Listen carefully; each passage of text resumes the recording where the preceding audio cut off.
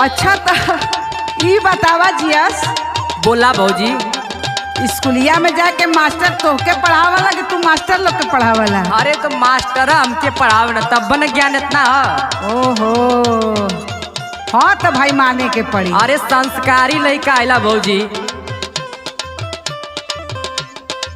अब हम जाई न भौजी। अरे ना ना ना ना ना ना, अभी एक सवाल जान ला कि शेर पे सवा शेर, एक और जवाब हम जान नहीं तू ना दे पैबा परीक्षा में। रे भौजाई है, हमके पास होए के चाहिए। अच्छा ई बता भौजी, हाँ तोरे सवाल का जवाब दे दे हाँ तो हमके एक चुम्मा देवी न।